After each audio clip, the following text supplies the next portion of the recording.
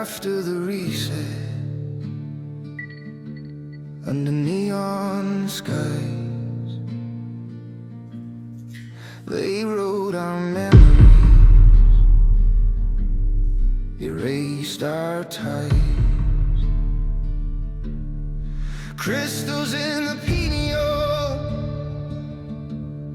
silence torn apart, noise in our bloodstream, chains in the heart. Custodians whisper, Anunnaki design, a network of microfibers crosses the mind. We're taught to worship the void as our home, praying inside an invisible dome, but deep inside no signal can... After the 1728 reset and the 1729 repopulation, the Custodians and the Anunnaki understood that true human freedom did not depend on the physical body, but on spiritual memory.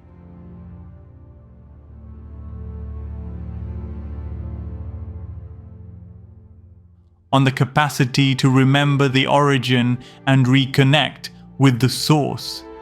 To prevent this, they designed a new humanity with a partially blocked mind through the installation of a custodial filter, a real neurological and vibrational structure that acts as an intermediary between human perception and the true origin connection.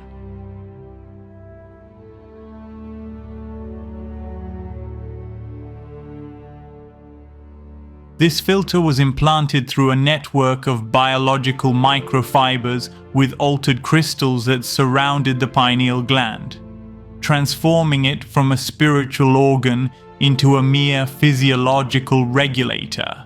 The frequencies that once connected to the source were diverted into an interference channel we call mental noise, a stream designed to generate anxiety, fear, and scattered thoughts that keep the human being trapped in an invisible prison made of induced emotions and artificial memories.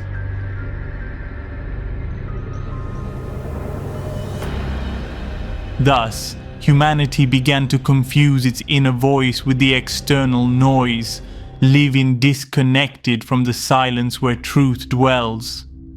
The invisible dome projector became the central server of this manipulation, combined with emissions from the artificial ice walls which also isolate us from the lands beyond, such as the celestial lands. And the mental noise acts as adulterated traffic that distorts all communication with the original source. In this way, human consciousness became encapsulated between two layers of distortion, one external and the other internal, becoming dependent on stimuli and educational systems designed to reinforce obedience, competition, and the feeling of insignificance. However, Helen explained that within every soul there exists an incorruptible space of silence that no frequency can access. There is no thought or fear there, only pure presence. That is the true portal to the celestial lands, and it is not reached through struggle or method, but through understanding. What is seen without fear dissolves by itself. In our previous video about the year 1729 and human repopulation, or rather, the beginning of the new humanity, this vision is expanded, recounting how today's humanity was literally created in custodial laboratories, where genetically selected babies were incubated with specific limitations, shorter longevity, emotional dependence, and an atrophied pineal gland to guarantee their spiritual disconnection, although all of this increased later.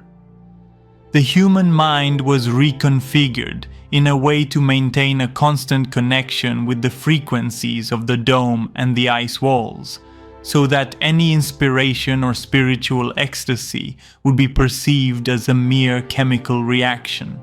In this way, the authentic connection with the source was replaced by a simulated connection, and thus molded to maintain that illusion, directing all searching outward.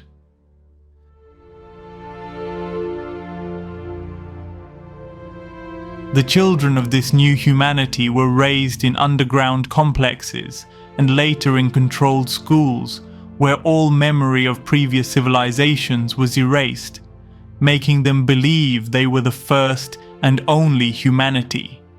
The old Tartarian structures were transformed into temples of science and symbols of a reinvented history, reinforcing the idea of living on a tiny point floating in the void.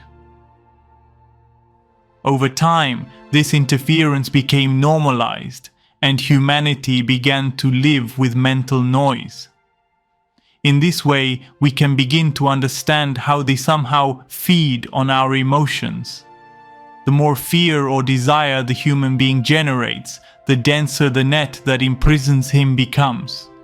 The more silence he reaches, the weaker it grows.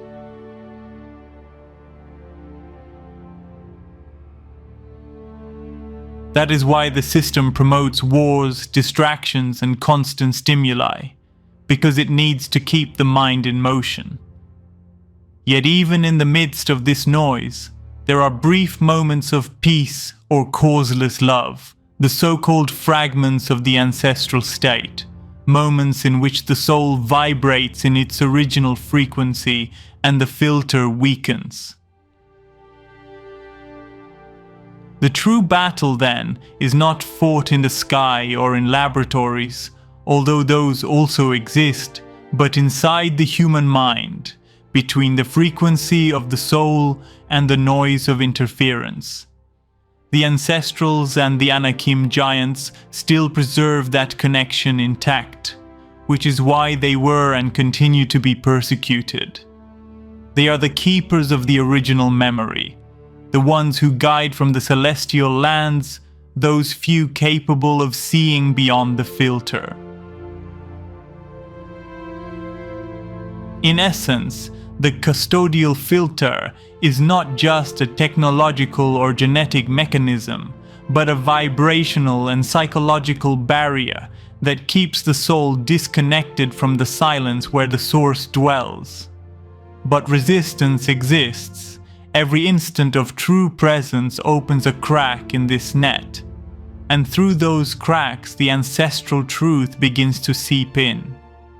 When that light fully expands, the filter will collapse, and humanity will remember that it was never separated from the source, but merely asleep under the projection of the invisible dome and the yoke of the parasitic colonizers.